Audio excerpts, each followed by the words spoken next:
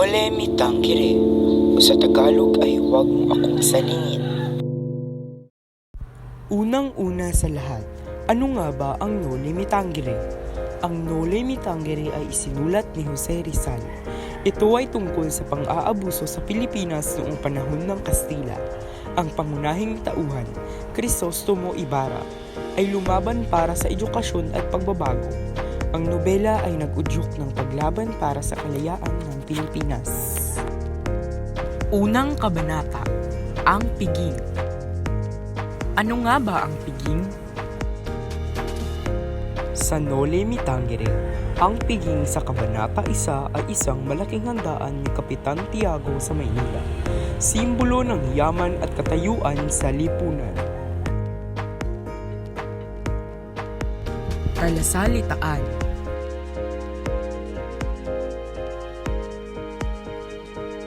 Pangpang, baybay, ilog o gilid ng ilog. Erehe, tawag sa taong mayroong hindi wastong paniniwala o pananampalataya. Kantanod, taong dumadalo sa handaan ng walang imbitasyon. Kubyertos, kasangkapang pagkain. Tumalilis, tumakas o umiwas ng palihim. Buot,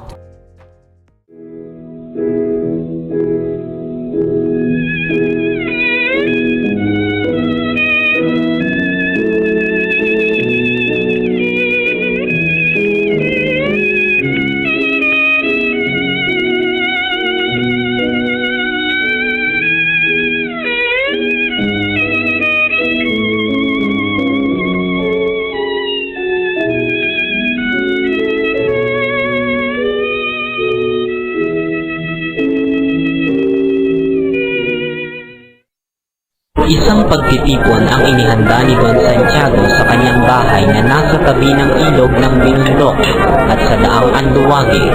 Siya ay kilala sa bansag na Kapitan Tiago at higit na kilala siyang maginoo at bukas ang palad sa pagtulong sa kapwa. Halos puno ng tao ang kabahayan, magkakasama sa isang pulutong sina Padre Sibila, Padre Damaso, isang nakapaisano at isang kawal. Kaalis ko pa lamang sa bayang San Diego pagkatapos ng 20 taong panunungkulan. May 6,000 mamamayan doon at ang lihim ng bawat isa ay batid ko. At nang ako'y umalis, sino ang naghatid sa akin? Ilang matatandang babae at ilang ding hermano tersero, gayong 20 taong nanirahan ako roon. Wala pong kinalaman yan sa desestangko ng tabako. Nabigla si Padre Damaso at halos mabitawan ang hawak na kopita. Ano? Hindi kayo nakaiintindi?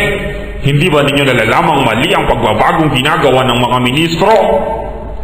Naniniwala ba kayo? Gaya ng paniwala ko sa Ebanghelyo, ang mga Indio ay mapagpabaya. Ipagpatawad ninyo ang di ko pagsang-ayon. Ang inyong sinasabi pumukaw sa aking damdamin. Likas po ba sa mga taong iyan ang pagkapabaya?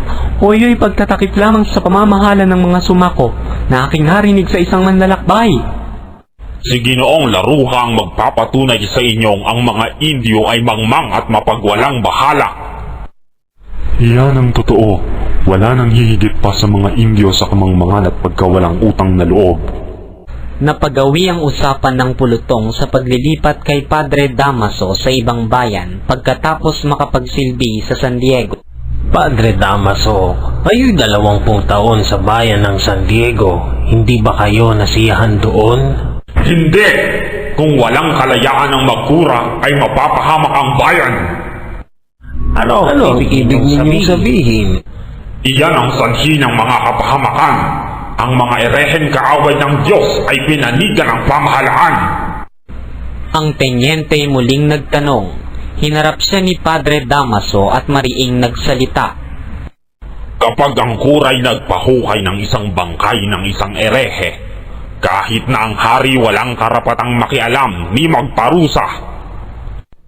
Dapat ninyong malaman na ang general ay kinatawan ng hari. Bawiin ninyo ang inyong sinabi, kung hindi, bukas na bukas di malalaman niya ng general.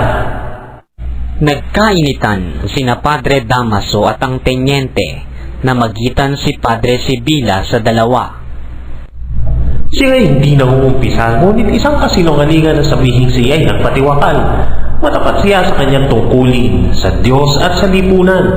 May kaisa-isang anak na nasa Europa, kaya walang dahilan upang siya ay magpatiwakal. Nang dumating ang oras sa San Diego ay pinabugbog ang koadyator at pinahukay ang bangkay upang ibaon sa ibang buo. Nang mabatid ito ng general ay inilipat sa isang bayan si Padre Damaso.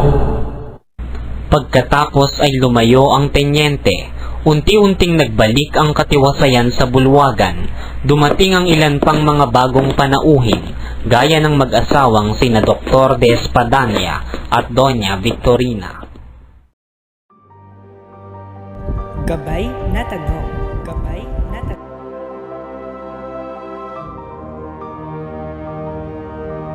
Ano ang turing kay Kapitan Tiago? Tama. Isang ginagalang na tao sa bayan ng San Diego sa Kapitan Tiago. Maraming humahanga sa kanyang kabutihang loob at pagiging patas sa karamihang bagay. Sino ang tumulong sa pagpapalibing sa isang Indio? Tama. Ang tumulong sa pagpapalibing sa isang Indio ay si Kapitan Teniente Guevara. Ano ang pagtingin ng mga Kastila sa isang Indio? Tumpak.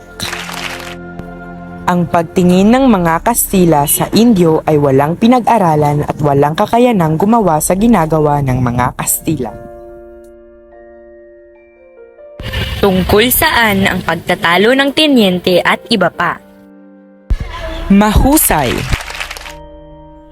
Ang pagtatalo ng Tenyente at Padre Damaso ay may kinalaman sa maling paraan na ginawa ni Damaso sa ama ng kaibigan niya na si Crisostomo Ibarra.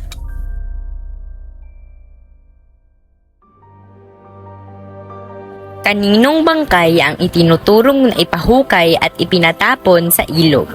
Sino ang nag-utos nito? Magaling!